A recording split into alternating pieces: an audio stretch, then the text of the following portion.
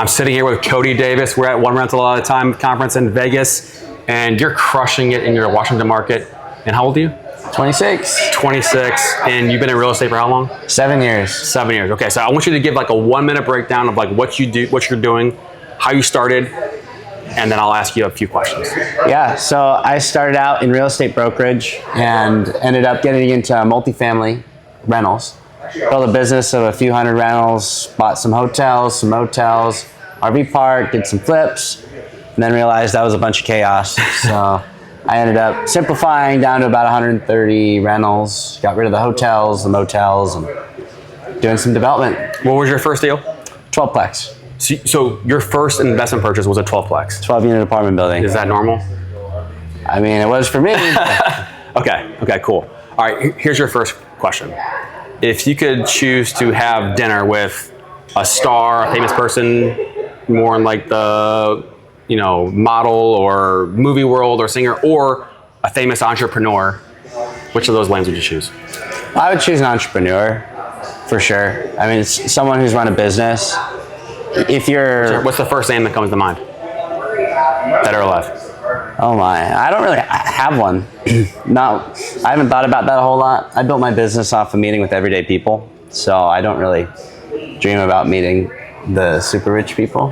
Mm-hmm. Yeah. Michael Zuber, does that count? I mean, I meet with Michael Zuber every week. I'm already blessed to do that. But yeah, I don't have any like super famous entrepreneur that I would want to meet with off the top of my head. So you were speaking today earlier, and you mentioned being around that real estate community at a younger age, in your teens maybe? Or how young were you when you got introduced to the real estate community? That real estate community on Facebook, I was just about to turn 19. So yeah, it was like my last few months at 18. Okay. So when you were in that group, were there any other people your age around? There weren't any. There was nobody else that was my age that I knew of. I mean, there might have been there, but they weren't going out, putting themselves out there. And there was a lot of folks who were older than me that were just wanting me to do stuff for them rather than share info. And there was only 2 people that actually shared information with me at that time. Okay. So I took the information and ran with it. So at that time, 19, 20, 21, getting into the world, did you know financial freedom was possible? Or what was your thought process about financial freedom? I started realizing it was possible. I wasn't really getting a lot of benefit from it, but by the time I was 21, I had 81 apartments. So I bought a 12-plex, I bought another 12, I bought a 6, I bought a 38, and then it was all seller finance, no money out of pocket. And then I kept buying smaller stuff like 6 units, duplexes, triplexes, that type of stuff. Okay, so it became possible. Yeah. And you saw that in 21. What was the information? Was it an appraisal that came back, or cash flow? Like what was the turning point where you said, okay, this is possible? Things started to cash flow. So I bought some buildings and I was able to get the rents turned around. Like there was a 38 unit that I bought. The rent roll was $5,000 a month across the board. So that was the total collection. So on how many units? 38 units. And I bought it seller financed with no money out of my pocket. It wasn't zero down, but it was no money out of my pocket. And I had to figure this out on the fly because I didn't have any family or friends doing it. So got a little bit scrappy with it, but got that rent roll over 30 grand a month. So from 5,000 to 30,000. Correct. How long did it take you? Well, I've owned it for a little over 4 years now. And when I bought it, it took 4 months or so to get it to over 20 grand. Okay. That's huge. That's a quick turn. Turn it around. What's the one thing that you did to make that happen? I made the tenants feel like I cared because the prior owner didn't care. They owned it forever. So I went in, asked, hey, is there anything you need, anything you want? Some of them didn't have working water. Some of them didn't have appliances. So you throw the appliances on a credit card. If you don't have the money, you get them appliances, and it's like, hey, I'm going to get you all this stuff. I just need you to pay whatever you can pay. If it's $500, if it's $600, we're good. And so people started paying, and you start getting a bunch of $500 and $600 a month hits, and you have a couple in the 7s when you place a new tenant. All of a sudden, they realize you care. It's like, hey, I'm going to take this money and reinvest it back into the building, pay up the credit card, and you're all square. So doing deals in your teens and 20s, in terms of just living life and affording life, did you have a W-2 job, or what were you doing to supplement things? Or was it all real estate? I was a real estate broker. Okay. And so I lived near Lakewood, Washington's JBLM. So you've got a whole bunch of military folks. Yeah. And what I ended up doing is I built a career off of selling quadplexes to people with their VA loan. And I specialized at finding government programs to pay the back due rent. So they'd be buying this building 0 down. I'd get them a credit to pay closing costs. And then we'd take that with their manager and we'd go to the government and get the back pay for the rent that was owed, because we'd be selling the buildings where rent was owed. So they'd get basically paid back due monies. Because when you buy a business, you get the bad books and the good books. So they'd start getting 5-figure checks shortly after closing. By shortly, I mean like 90 days. And that would build their reserves. And I would, of course, get paid a commission when I helped them buy the building. What's the one skill or trait to help that first-time investor in this market? Because your prices are up, rates are up.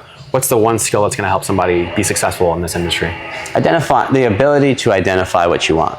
Most people don't know what they want. They think they know what they want, but they haven't really put a whole lot of thought. They're like, oh, I want X amount a month, and I want this car, and I want this house. But that's not real. What kind of life do you want to live? And then how do we build a path to get there? Most people don't have the skill to identify exactly what would make them happy. Is there somebody along your journey that helped you clarify that? Yeah, there was a lot of people. Zuber was one of them. Yeah, because when I met Zuber, I had $30 million of real estate. And today, I got 16, but I have almost no partners. So it's a lot more peaceful now. And to get to where I wanted to go, I had to simplify. He helped me do that 4 years ago in Fresno. Awesome. Is there somebody in your circles that got over the hump and got their first deal by just being around you? Yeah, I've got some friends that I met along the way that have bought a few deals and started to scale. A buddy of mine, he bought a triplex from me, actually. Now he's buying a house from me. He's continuing to scale his business. Some of my buddies bought their first duplexes and quadplexes after I met them, and it's repeatable.